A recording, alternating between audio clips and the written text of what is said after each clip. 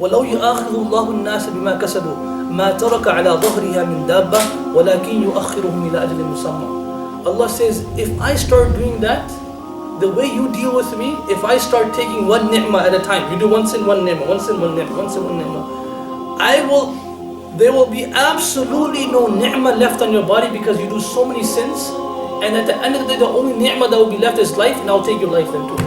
But Allah says, I don't treat you like that. وَلَكِنْ يُؤَخِّرُهُمْ إِلَى أَجْلٍ مُسَمًّى. There's a time for that. It's not now. Allah has a dynamic relationship with us, and Allah is holding His own. And at the end of the day, we have to think, are we holding our own with Allah?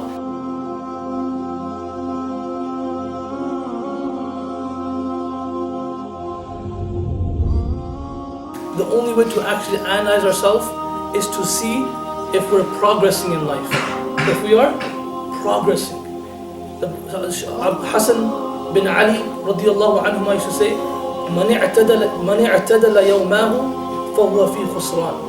That individual whose 2 days are equal, yesterday and today. Yesterday I read 2 pages of the Quran, today I read 2 pages of the Quran. Yesterday I prayed three salats, today I prayed 3 salats. Yesterday I did this, today I did, and our 2 days are equal. Hassan ibn Ali says, that individual is in total loss. Every day should be better than yesterday.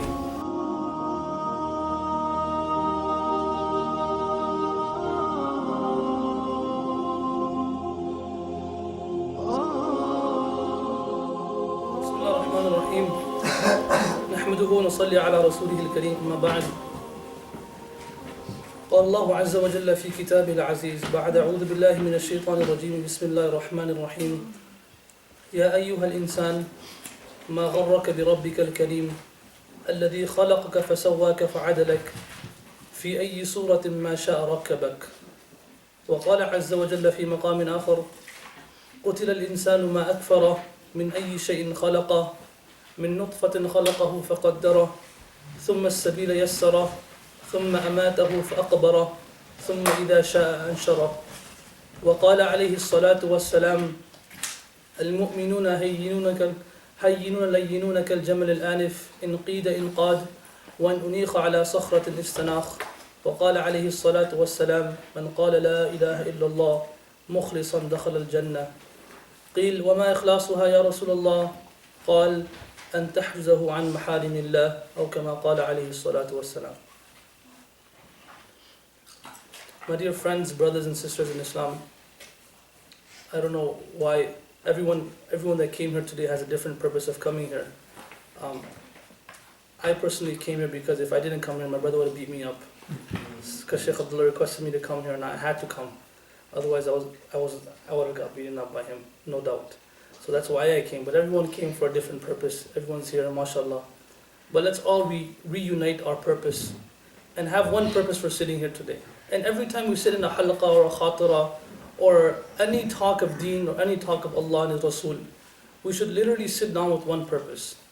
And the purpose should be, even if I heard this talk or this bayan or this hadith or this ayat of the Quran hundreds of times, even if I heard it so many times, but this time when I sit down, I will take something different from the khatira. I will learn something new about my deen, and then I will practice something more that I was not practicing before when I get up from this gathering. If we are able to leave this gathering with some more knowledge of deen, if we are able to leave this gathering with tawbah in our heart, if we are able to get up from this gathering with an intention that will act upon some of the things that was said, then we have indeed sat in a successful gathering. But dear friends, and other than that, today was, if you guys don't know, you guys know who Nicholas Lidstrom is? The defenseman for, huh? Yeah, sure. Today is his jersey retirement, and Jolo Serena, I was supposed to be there as well, so you guys caught me at the wrong time. Astaghfirullah. Whoever knows him, say astaghfirullah. Astaghfirullah. So yeah, I mean today was his jersey retirement in Detroit as well, but my brother told me to come. Nevertheless, my dear friends, brothers and sisters, there are many types of relationships in this world, and each relationship has its own dynamics. There's a relationship between a husband and a wife. There's a relationship between a brother and a brother. There's a relationship between a brother and a sister. There's a relationship between a father and his son or a father and a daughter. There's a relationship between a mother and her children. Every relationship has its own dynamics. A mother You can see a mother's relationship with her children. Like I saw my wife before she was a mother, and I see my wife after she became a mother. It's a big difference, huge difference, in the way the mother reacts. You know, of course, my wife loved me before she had children, but now she loves my children a lot. And I'm not sure, like, if you know, for sure, if you ask her who do you love more, she'll probably say me in front of her face, but she's probably lying for sure. For sure. And then if you ask me the same thing, who do you love more? Do I love Yusuf more, or do I love my wife more? I'll say, just to save myself, I'll say I love you more, but not really. I love my son more. So it's a dynamic relationship, and it's something that's unwritten. The relationship is there's no written rules. The same lady or the same woman just a few months ago, like I give this example all the time. Just a few months ago, if someone came to her house and dropped Coke or Pepsi on her carpet, or dropped something on her clothes, she would get angry. And she would say, come on, why did you drop Pepsi or Coke on my carpet? Or why did you drop something on my clothes? And she wouldn't like it, she would get angry. But now, a few months later, after she has a child, I walked into the room the other day, my wife called me, I was on the computer answering some questions, and I was in the other room. My wife said, come here, I have to talk to you, come help me out. I come, and my son, he puked so much. Whatever, he loves McDonald's fries. And so every time I go home, he says, I want fries. I said, okay, let's go. And he's only 2 years old, but he knows what fries are. And he knows exactly what McDonald's is. So he'll be like, fries. I said, okay, let's go, Buji, fries. And I take him, brought him back, he ate fries, a whole medium fries. He ate them by himself. And you can't take a fries from his box unless you ask him. If you take it, he gets so mad. So I said, baby, can I have a fries? He'll take one fries and put it in your mouth. That's it, one. That's it. I don't know where he gets the genes from, for sure from his mother, because I'm not like that. So he basically ate the whole fries, and then after eating fries, my wife forced him to sleep. So she put her feeder in his mouth, and then 10 minutes later, my wife calls me, and he's puked everything. And literally, my wife says, is it on my clothes or is it on the bed? Literally, he puked everything on the back of her clothes over here. I'm like, seriously, to be honest with you, it's on your clothes. She's like, oh, I'm so sorry, baby. And she's like, nothing happened. If I even spill a little Coke on her, she'll get mad at me. The baby puked on her, and she said, oh, it's okay, baby, it's fine, it's okay. And she grabbed him, and she put him in the washroom, and what? I said, wow, what's going on here? Dynamic relationship between a mother and her child. Different relationship, unwritten rules. And you learn it. A woman who's sitting here today, she can't predict how she will be when she's a mother. She can never predict it.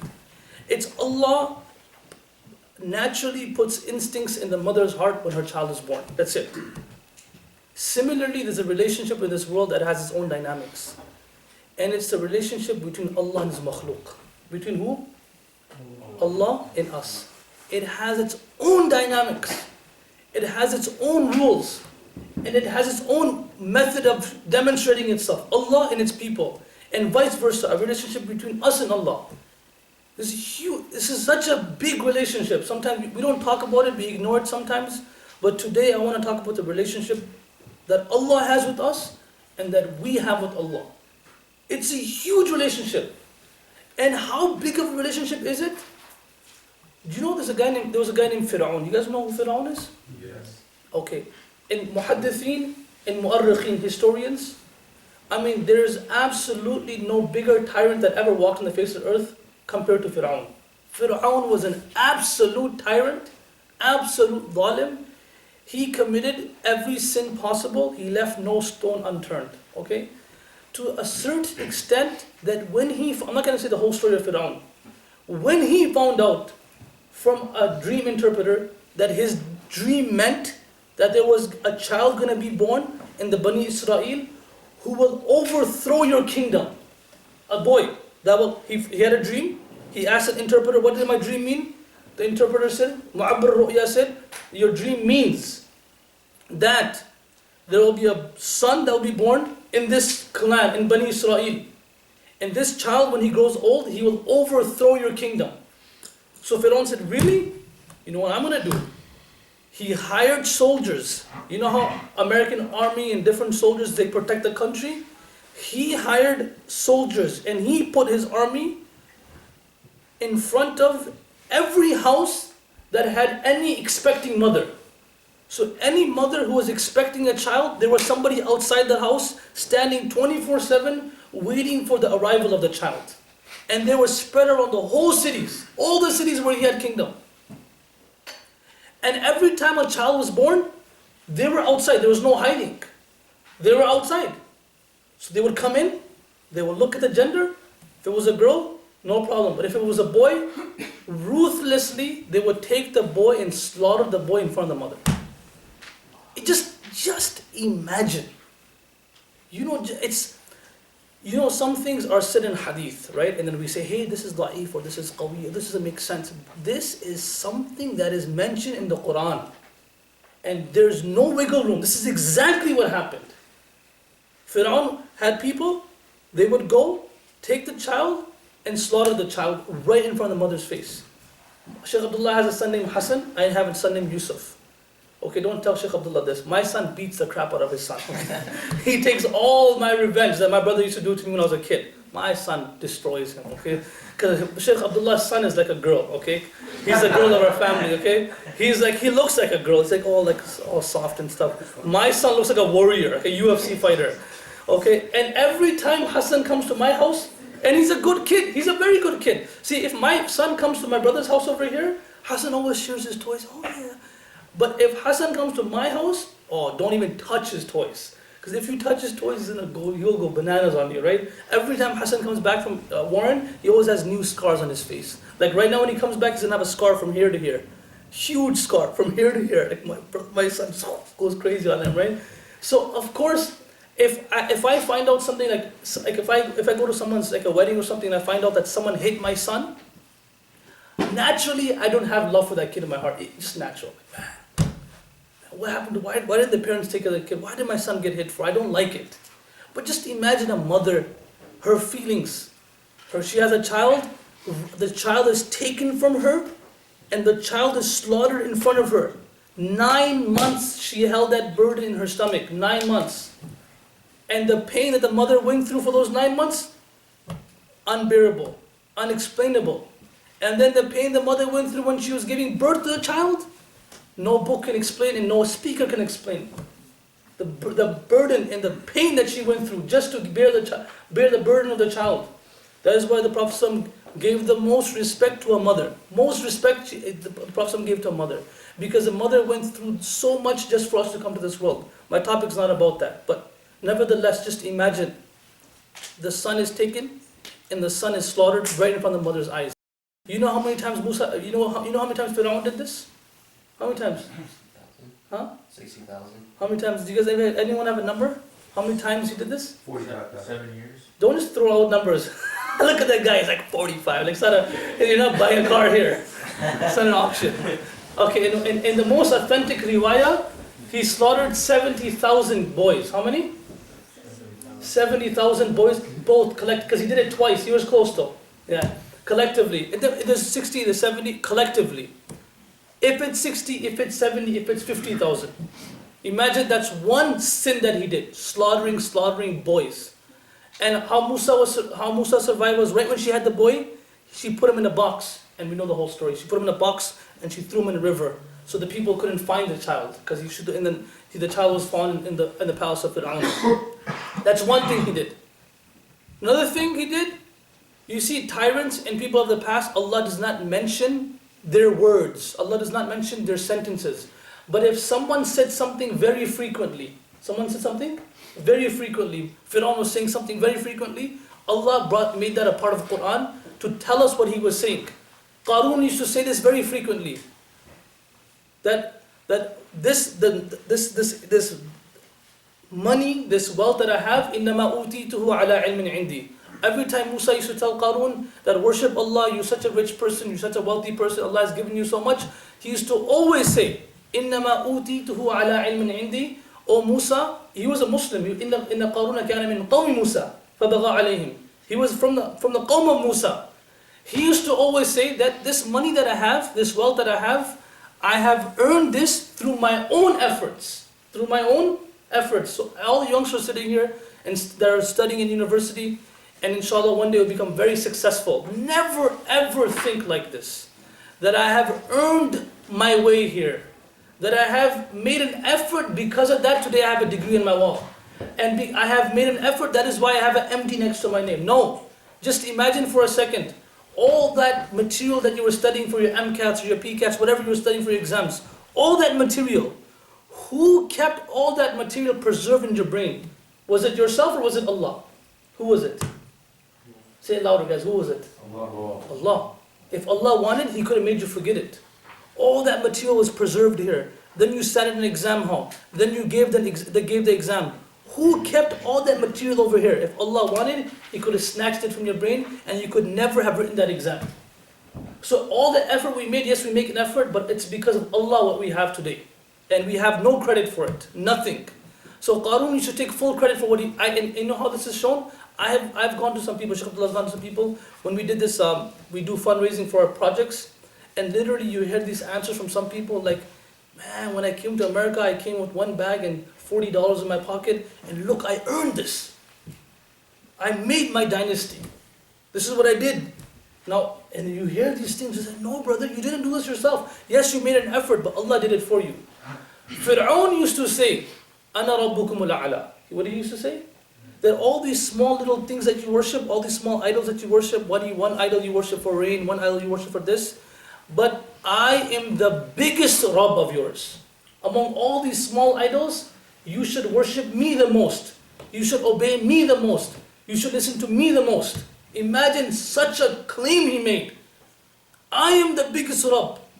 I am the biggest Rabb. In a hadith is mentioned, when someone does shirk and turns to something else other than Allah, the oceans shake, the earth shake, the skies tremble. He said, how can somebody turn his head to anything other than Allah? When Allah created him, Allah gave him eyes, Allah gave her eyes, Allah gave them feet, Allah gave them a heart, and they're turning their heads to somewhere else.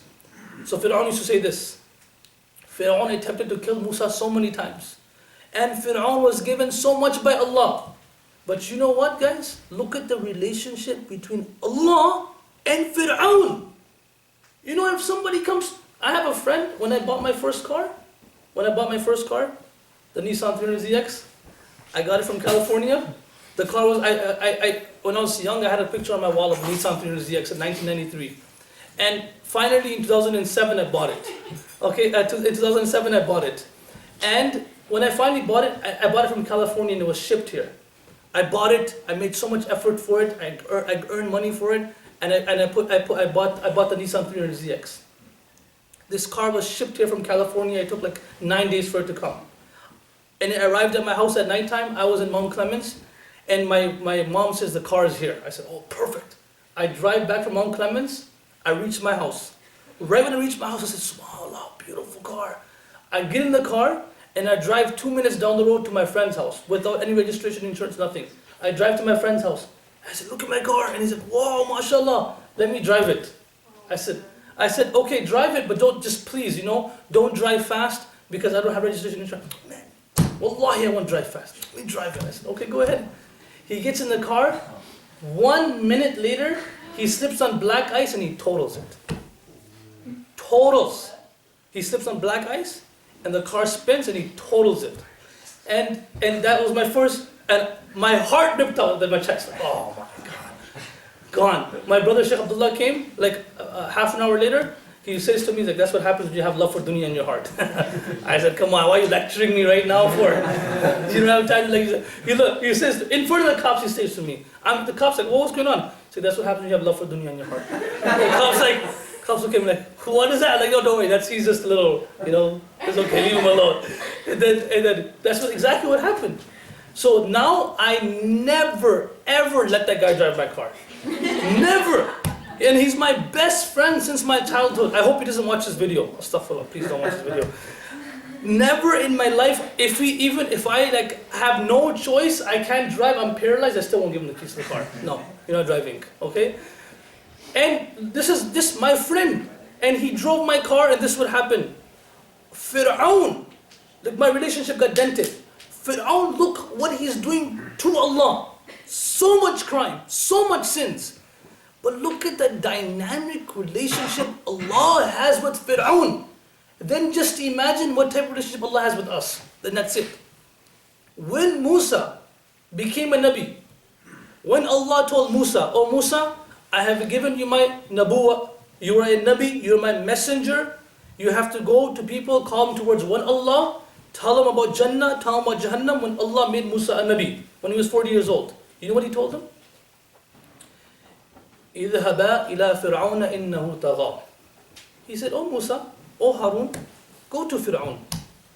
Go to who? Who did Allah remember? Who did Allah remember? That individual who is sinning all his life, who has done nothing to please Allah. Allah says, "Go to Firaoun." And then it says, "Oh Musa, oh Harun, go to Firaoun and also call him towards myself, call him towards Allah." Then you know what Allah said? What's the next ayat, guys? MashaAllah. فَقُولَا لَهُ قَوْلًا لَيِّنًا لَعَلَّهُ يَذَّكَّرُ وَيَخْشَىٰ. Allah says to Musa and Harun, go to him and speak to him gently. Speak to him gently. Even though he is such a cruel person, but Allah is still showing His love for him. You know, Allah is saying, I still love him. He's still my person. فَقُولَا لَهُ قَوْلًا لَيِّنًا. Go to him and speak nicely and gently to him so he can turn back towards me. Not like a person who comes back from Khuruj for 3 days, 10 days, comes back and says, "Oh, you guys are doing bad things," you know, and talks to everyone in a row. "Why are you listening to music?" or "Why are you doing this?" No. Allah is telling Musa and Harun, go to Firaoun and speak to him gently and tell him to turn back towards me. Talk to him nicely. Talk to him gently. Allah's relationship with Firaoun. What type of relationship do you think Allah has with us? Just imagine. How do you think? Sometimes think, you know how husband and wife sometimes think? Man, I wonder how much my husband loves me for real, man. Seriously. Then they think for like 5 minutes and they decide, you know what, he doesn't love me. He doesn't do anything for me. What does he do for me? And then, you know, you take your wife to Mackinac Island, Chicago, next week to Niagara Falls, and you miss 1 week, the week after she'll say, "You don't take me anywhere." It took him 3 weeks in a row somewhere. That's why my brother's out with his wife right now. His wife probably told him that. Now he's gone. But so a wife sometimes thinks, and a husband thinks too. Husband thinks the same way. Husband says, "How much does my wife really love me?" And how much she thinks about her feelings, she thinks about his feelings, the children think about the parents' feelings. Sometimes sit down for a second and think about Allah's feelings towards us. That how much do you think Allah actually loves me? How much is Allah taking care of me? That if we are sinning and we still wake up in the morning and we can see, we can walk, we can talk, we can eat, we can swallow. You know what? A few months ago, I went to meet a youngster who was studying at UFM in Arbor. Not going to say his name. Studying at UFM in Arbor, he became sick, he got one disease. One disease, brothers. He could walk, he could talk, he could see, he could do everything. But he had one disease. And because of that one disease, someone told me, let's go meet him. We met him at Henry Ford. We walked into the room, and before I seen him, he was like a little macho. And now he's like this. You know, we walked, because I found out maybe a couple of weeks later. And he's been in the hotel room for that long. I walk in, you know what happened to him? You know there's something in our body called saliva. Right here, saliva. Something happened, I'm not a doctor, but something happened to him where his body could no longer produce saliva. Whatever the disease is called. What is it called? Anyone know? Doctors have? No. It's saliva-itis? No, I'm just messing around. That's what he said. So, he could no longer produce saliva. And honestly guys, you know, wallahi, you can look it up in Google after, okay? So, he could no longer produce saliva. He was laying there, and he could no longer produce saliva, and there's no saliva in his tongue. So because there's no saliva, you know what's the first step of digestion? Your mouth, right? Before your stomach digests, the first step of digestion is your mouth. So anything that was going in his mouth wasn't being digested, so he couldn't eat anything. So he had some tubes and stuff on his arms, and he couldn't talk properly. He couldn't speak. He was like, you know, whenever he would try to speak, his lip would fall. Like it was an eye-opener. Everything he has, his feet, his hands, his brain, everything. One thing that, look, in our body we have millions of things Allah has given us. Just one blessing Allah gave him, Allah took back, which is saliva, which we don't even think about it as important. Every time he would try to speak, his bottom lip would just fall, and he would just mumble. And I thought for a second, I said, Man, imagine if every time I spoke a lie, Allah just took my saliva for one day. Would I ever lie again? Imagine if every time I broke someone's heart by saying something harsh to them or something mean to them, Allah just said, you know what? You just did something I don't like, and Allah took my saliva. For one day even. Would I ever do that again? Imagine if I ever looked towards haram again, and Allah said, you know what? You don't deserve your eyes. Allah took my eyes from you. But does Allah treat us like that? Allah doesn't treat us like that. Allah loves us. وَلَوْ يُؤَاخِذُ اللَّهُ النَّاسَ بِمَا كَسَبُوا مَا تَرَكَ عَلَى ظَهْرِهَا مِنْ دَابَّةٍ وَلَكِنْ يُؤَخِّرُهُمْ إِلَى أَجْلٍ مُسَمًّى. Allah says, if I start doing that, the way you deal with me, if I start taking one ni'mah at a time, you do one sin, one ni'mah, one sin, one ni'mah, one sin, one ni'mah, there will be absolutely no ni'mah left on your body because you do so many sins, and at the end of the day, the only ni'mah that will be left is life, and I'll take your life then too. But Allah says, I don't treat you like that. وَلَكِنْ يُؤَخِّرُهُمْ إِلَى أَجْلٍ مُسَمًّى. There's a time for that. It's not now. Allah has a dynamic relationship with us, and Allah is holding His own. And at the end of the day, we have to think, are we holding our own with Allah? And to give you an example of the relationship, I'll say this one story, and that's it. We'll finish. Take these few lessons, inshallah, and وَإِنَّ فِي ذَلِكَ لَذِكْرَى لِمَنْ كَانَ لَهُ قَلْبٌ. This is a nasiha, this is an advice for anyone who has an open heart. And there's a book called Tarikh Da'wah wa Azima, very, very nice book about the history of Muslims. There's a story mentioned in there of a king. His name is Mahmud. What's his name? Mahmud. And he had his treasurer. His name was Ayaz. Okay. When you guys go home, and if there's someone that's very knowledgeable with history, any of your parents, ask him that Shaykh spoke about the story of Mahmud and Ayaz. So Ayaz was the treasurer of Mahmud. The reason why I'm saying this story is because that dynamic relationship Allah has with His servants, we can relate from this story that the king had with the servant or the treasurer. So Ayaz was an employee, and since it's not a Jummah khutbah, I'm not going to be a little harsh, just a normal story. Ayaz was from a very low family, like from the village. He was a poor person from a poor family, no name, nothing. But Mahmud trusted him a lot. And Mahmud had so much faith in him that he made him his treasurer. There was no banks in those days, so he made him his treasurer. So the other guys in the royal family, that were from the royal family, that had royal blood, they became jealous of this. And they said, oh Mahmud, why do you give Ayaz so much respect for? Why do you give Ayaz so much respect? We deserve the respect. We are from the royal family. We know how to do this stuff. Ayaz is not from a royal family. He's a low person. Keep him as a low person. Keep him as a janitor or something. Mahmud said, no, I trust him. Like, no, trust me. You're doing the wrong thing. He said, okay, let's test him. What we're going to do? Let's test him. No problem. One day, everyone was sitting down in the palace. 3 different incidents where he tested Ayaz. First incident, one day he was sitting in his palace and he gave apples to everybody. What did he give to everybody? Apples. And everybody got apples. Once everybody got apples, Mahmud said, now you can eat. Now you can start eating. So the people started eating. They took a bite and everyone spat it out. Took the bite, they spat it out.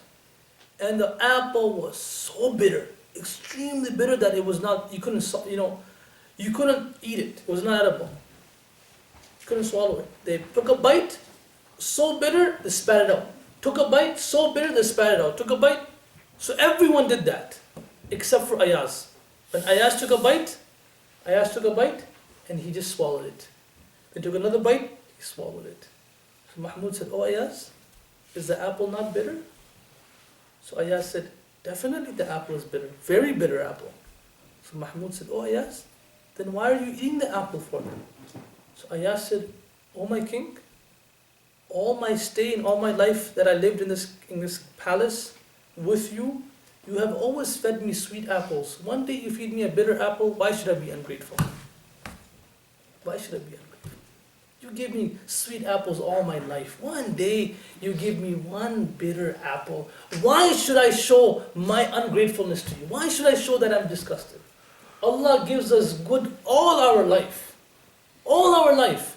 Sometimes Allah gives us shaky conditions. Why should we be ungrateful to Allah? We don't deserve to be ungrateful to Allah. Sometimes Allah gives us some problems. You know, today I heard, since I woke up in the morning, sometimes you have those days, since Fajr till Asr, all I heard was bad news. Like from different things, like things that I wanted to happen. I had to go for the hearing for my driver license because I've been driving too fast. I go and they say, well, sir, your license is suspended. I said, what? Well, all day I've been hearing bad news, you see. And you know what? I felt, it's okay. Then finally I heard good news in Asr. Then I heard bad news in Maghrib again that I have to come here. No, that was good news too. so no, it's all day. But you know what? We don't deserve to be ungrateful to Allah because Allah took care of us all our life. Like in my house, don't tell Shaykh Abdullah this. Shaykh Abdullah is very picky about food, and I have to teach him sometimes. Man, he only eats chicken and this and that. And if one day my mom cooks like rice and like some normal food, my brother will definitely tell my mother he's not happy. Definitely. Wow. We couldn't buy chicken today? What happened to the chicken? They ran away? What happened? Like he will definitely let my mom know. Like definitely. And he won't be like he will definitely show his thing. And he won't just say it once. He likes rubbing it in. Like he's like, ugh. He'll keep on doing it till the other person, come on, guy. Like, if his wife brings water from on dasakhan, like on the tablecloth, and he'll drink water, like, wow, the faucet's not moving to the cold properly? You couldn't get cold water for me? Like he will show it. So I tell him, I call him Bhaijan, right? Bhaijan means like, with respect, I said, come on, man. We always get good food, man. It's not a big deal. One day, man, who cares? Who cares? Because one thing wrong with us, we don't eat vegetables. So my mom cooks vegetables one day, we don't eat vegetables, and he's like, I can't eat vegetables, what am I do? So similarly, Allah gives us good conditions all the time. One day, one instance, one thing, Allah gave us that according to what we like, we should never be ungrateful. Dynamic relationship between Allah and us. Another time where Mahmud tested him was once, the royal family came, the royal people of the palace, listen to this very carefully. The royal people of the palace, they came to Mahmud. And they said, oh king, you know this guy Ayaz? He's your treasurer, right? He said, yeah. You know this guy? In his room, he has this one small locker. And this locker, he has a key for it. And nobody else has a key to it. And nobody else has access to it. He goes there every morning. We saw him with our own eyes. He goes there in the morning, he opens the locker, he looks in it, he closes it. And he goes every evening, he opens the locker and he closes it. Oh Mahmud, definitely because he's the one that's counting your money, and definitely because he's the treasurer, definitely he's stealing. Definitely. So Mahmud said, no problem. Let's call him. Never listen to one side of the story. Never. You hear something from one person, oh this person did this and that, okay, no problem, let me hear his story too. Don't ever make a conclusion just by listening to one person, right? So Mahmud called him. I asked him, he said, oh Ayaz, do you have a locker? Yes, I do. Oh king, I do. Oh Ayaz, do you have the key to the locker? He said, yes, I do. Does anybody else have the key to the locker? Nobody has the key to the locker. Only I have access to my locker. So Mahmud said, oh Ayaz, what do you have in that locker? Why is it so secret? These people think that you're stealing. You know what he said? He said, oh Mahmud, every day in the morning and every evening I open the locker and I look in the locker 2 times a day. And I open the locker, and you know what I have in my locker? When I first came here many years ago, I was wearing some ripped clothes. I was wearing some torn and ripped slippers. And I was wearing a torn cap, like a poor beggar from my village. I was wearing those clothes. So I folded those clothes up and I preserved those clothes and I have them in my locker. Every day in the morning I go to that locker and I look at my clothes and I remind myself that, oh Ayaz, you were nothing. This was your beginning. Because of Mahmud, you have everything. Oh Ayaz, you were nothing. This is how you were when you first came. Mahmud has done everything for you. Mahmud has given you everything. So my loyalty and my respect and my obedience should be towards Mahmud because Mahmud gave me everything. So I remind myself every morning, I was nothing. I remind myself of my humble beginning every morning and every evening. Similarly, my dear friends, we remind ourselves every day of where we came from, of our own humble beginnings. The Prophet said, بِئْسَ الْعَبْدُ عَبْدٌ تَخَيَّلَ وَاخْتَالَ وَنَسِيَ الْكَبِيرُ الْمُتَعَالِ. Then he goes on to say, بِئْسَ الْعَبْدُ عَبْدٌ عَتَى وَتَغَى وَنَسِيَ الْمُبْتَدَى وَالْمُنْتَهَى. The Prophet ﷺ said, how big of a fool is that individual, man or woman, male or female, young or old, who forgets their humble beginning. Where they came from, he forgets. Where I was, talk to a doctor. We went to one person in Pennsylvania, and this man, mashallah, may Allah reward him. I think he's definitely the most, Flint is the most generous community, but he's probably the most generous individual I have seen, sat down with in my life. Literally, there's a masjid over there, and he feeds food to people. He's an old man, businessman. Just that masjid parking lot, he paid $800,000 himself for. He bought a huge building for $2 million himself. He's like, I'm doing it. So I was sitting with him. You know what he says? And I was asking him for our project. I said, could you please help us? He said, no problem. How much do you need? We said, we need this much. He gave us a big amount. And you know what he said to me? He's an old guy. He says, he says, every time someone asks me for money, I always think about when I first came to this country. I think about I was nothing. I had nothing. Allah gave me everything. I made an effort and Allah gave me everything. Allah gave me so much respect. Allah gave me everything I have.